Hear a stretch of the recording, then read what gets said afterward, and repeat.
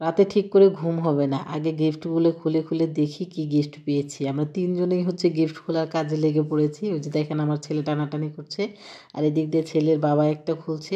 মাশাল্লাহ গিফটগুলো এত সুন্দর, আসলে এর আগে কখনো এত গিফট পাইনি, তাই এবার যেহেতু বেশি গিফট পেয়েছি আর গিফট পাওয়ার যে কি আনন্দ সেটা হচ্ছে এইবার ফিল করতে পারছি। পাবনা থেকে বাসায় পৌঁছতে পৌঁছতে অনেক রাত হয়ে গিয়েছিল, বাসায় এসে ফ্রেশ ট্রেশ হতে হতে রাত 1টা। আসসালামু আলাইকুম, হ্যালো এভরিওয়ান, গুড মর্নিং। আজকে ভিডিওটা সকাল থেকেই শুরু করছি। আমরা রাতে যেহেতু বাসায় আসছি, আর রাতে আসলে ঘুমাতে ঘুমাতে অনেক লেট হয়ে গিয়েছে। আজকে ঘুম থেকে উঠতেও একটু লেট করে উঠেছে, এর জন্য সকালে হালকা পাতলা কিছু নাস্তার ব্যবস্থা করেছি।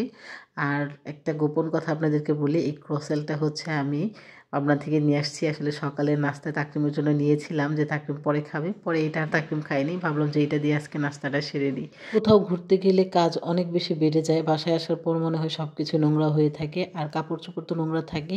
এর মধ্যে আমার খালা হচ্ছে ছুটিতে গিয়েছে 3 দিনের জন্য, 3 দিন সে আসবে না। আজকে কাজের খুব চাপ, সব কাজ যেহেতু আমাকে একাই করতে হবে, তার মধ্যে হচ্ছে তাকরিমকে আবার সামলাতে হবে। তাকরিম ইদানিং খুব বেশি দুষ্টামি করে।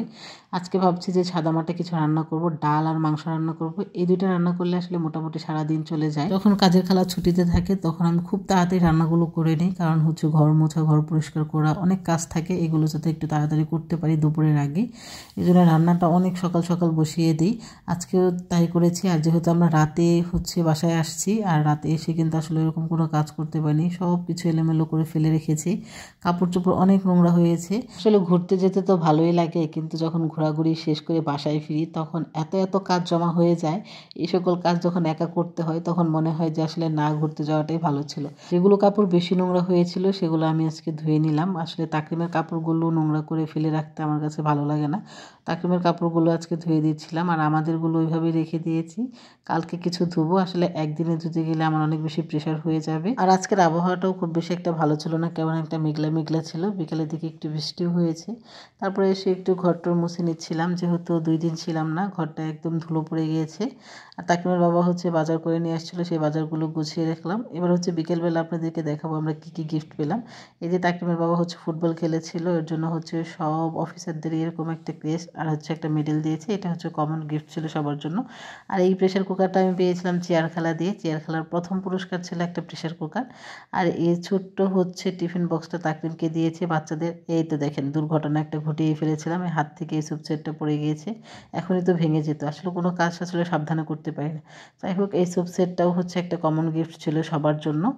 আর এই কিয়ামের এই হচ্ছে ক্যাসারোলটা হচ্ছে আমাদের লটারির দ্বিতীয় গিফট ছিল। এইটা এত বেশি কিউট এবং সুন্দর ছিল, আমার খুবই পছন্দ হয়েছে। আসলে গিফট তো আমরা রাতেই খুলে ফেলেছি সব, আসলে রাতে না খুললে আমাদের কারোর ঘুম ঠিকঠাক হতো না। তাকিমের বাবা এসেই হচ্ছে গিফটগুলো সব খুলে খুলে দেখেছে। আর হচ্ছে প্রথম পুরস্কার এই ডিনার সেটটা ছিল। এবার তো আলহামদুলিল্লাহ অনেক গিফট পেয়েছি, গিফট পেতে কিন্তু সবারই ভালো লাগে। এই ছিল আমাদের পিকনিকের গিফট, আপনাদের সাথে শেয়ার করতে চেয়েছিলাম, তাই একটু দেখিয়ে দিলাম। ভিডিওটা এখানে শেষ করছি, সবাই ভালো থাকবেন, আমাদের জন্য দোয়া করবেন। আল্লাহ হাফেজ। আর শাশুড়ি মাকে ভিডিও কল দিচ্ছিলাম তাকে গিফট দেখানোর জন্য যে আমরা কি কি গিফট পেয়েছি।